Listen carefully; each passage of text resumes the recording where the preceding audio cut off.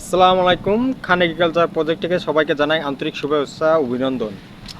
দীর্ঘ অনেকদিন পর কিন্তু আমি আমার প্রজেক্টে আপনাদের মাঝে আপডেট দিচ্ছি। আমরা বরাবরের মতো এবারেই কিন্তু আমি ফুলকপি এবারে আবাদ করছি আগাম। গেল বছর কিন্তু আমি সিজনালি ফুলকপি আবাদ করে কিন্তু বিশাল আকার একটা লসের সম্মুখীন হয়েছিলাম। পাতাটা কিছুটা লাভবান হয়েছিলাম। তো এই যে কয়দিন আগে কিন্তু আপনার এই প্রত্যেকটি গাছ কপি গাছের গোড়ায় গোড়ায় কিন্তু মাটি তুলে দিয়েছি, প্রায় 4-5 জন লেবার দিয়ে। কয়দিন আল্লাহ তাআলা কয়দিন খুব সুযোগ দিয়েছিল, খরা বাদছিল।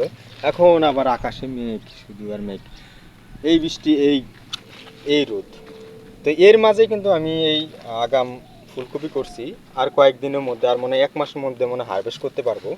এটা ভালো একটা প্রফিট পাওয়া যাবে ইনশাল্লাহ, আল্লাহ যদি সহায় থাকেন। সেই পাশাপাশি কিন্তু আপনার এই যে ফুলের পাশাপাশি কিন্তু আপনাদের পাতাকপি করতে হবে।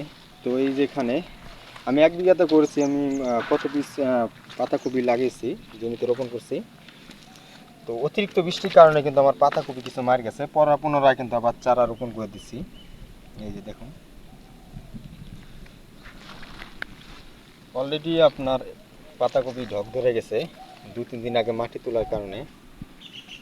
তো আপনার এখানে কিছু মার যাওয়ার কারণে কিন্তু আপনার ফাঁকা ফাঁকা লাগছে। কয়েকদিন আগে 4-5 দিন আগে কিন্তু ফার্টিলাইজার দিছি, মাটি উঠানোর আগে সার দিয়েছিলাম। সারের পর কিন্তু আপনার গাছগুলো মাটি উঠে দিতে হয়। আমি আমার এই ইউটিউব চ্যানেলে এবং ফেসবুক পেজে দেওয়া আছে কিভাবে মাটি তুলবেন। তো এখানে বাঁধাকপি করছি আমি টোটালি পাতা আর ফুল প্রায় 5 থেকে 6 হাজার মতো রোপণ করছি এই জমিতে, 1 বিঘা জমিতে। তো সেই সাথে পরবর্তীতে কি কোন ফসল করার জন্য আমি এখানে বীজতলা করছিলাম। এখানে সবসময় বীজতলায় থাকবে, এটা জায়গা নির্বাচন করছি।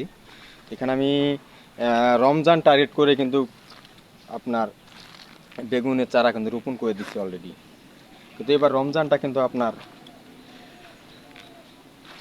শীতের শেষের দিকে, প্রায় ফাল্গুন মাসের দিকে, বাংলা মাস ফাল্গুনের দিকে।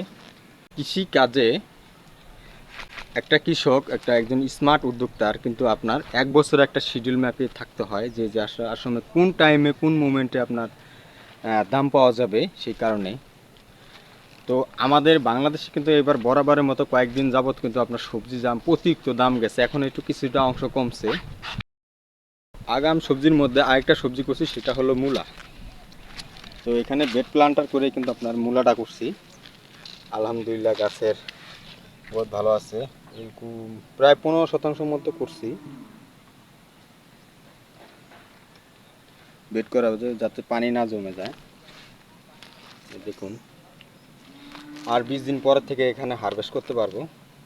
শীত শুরুর আগেই কিন্তু আমার এই মূলাটা চলে আসবে, আর ফুলকপি বাঁধাকপি চলে আসবে।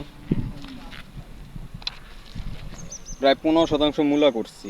ওই চারাগুলো 30 দিন বয়স হওয়ার পর কিন্তু আপনার এই বেডের মাঝখানে কিন্তু আমি চারা রোপণ করে দেবো, যাতে করে একদম পয়লা কার্তিক আমি হিসাব রাখি, আপনারা এটা খেয়াল করেন। কার্তিক মাসে পয়লা যদি আমি রোপণ করে দিই এখানে বেগুনের চারা, তো পরবর্তীতে বেগুন হতে প্রায় 50 থেকে 60 দিন মতো হতে লাগে, কিন্তু 55 থেকে 60 দিন লাগে। তো ওদিকে আসি আপনার পৌষ মাস থেকে কিছু অংশ হালকা পাতলা মনে করে হারভেস্ট করতে হবে। হারভেস্ট শুরু হবে মাঘ মাসে ভরপুর, মাঘ ফাল্গুন চৈত্র বৈশাখ জ্যৈষ্ঠ আষাঢ় মাস পর্যন্ত কিন্তু আমি হারভেস্ট করতে পারবো। তো প্রিয় চাষি ভাইয়েরা, এই আমার প্রজেক্টের আপডেট। আমার এই কথার মধ্যে ভুল ত্রুটি হয়ে থাকলে আপনারা ক্ষমা দৃষ্টিতে দেখবেন। তো আসলে সময় পাই না ব্লগ করার জন্য আমার এই কৃষি প্রজেক্টে। মাঝে সাথে যখন সময় পাই তখন কিন্তু আমি ব্লগ করি। কৃষি কাজটা কিন্তু আপনার সবসময় শ্রম দিতে হয়। রাত পোহালের পর থেকে কিন্তু আপনার প্রজেক্টে থাকতে হবে কিন্তু। তো সেই কারণে কিন্তু আমি আগের মতো ভিডিও দিয়ে আপলোড করতে পারিনি। আজকে একটু সময় পাইছি, আমার এখন বর্তমান কাজ কাম একটু ফ্রি আছি। আর মনে হয় 15 দিন পর থেকে আবার কাজ স্টার্ট হবে। 15 দিন না, 6-7 দিন মনে থাকবে। তো এই বলে সবাই আমার জন্য দোয়া করবেন, আমার প্রজেক্টের জন্য সবাই দোয়া করবেন। সবাই ভালো থাকবেন। আসসালামু আলাইকুম।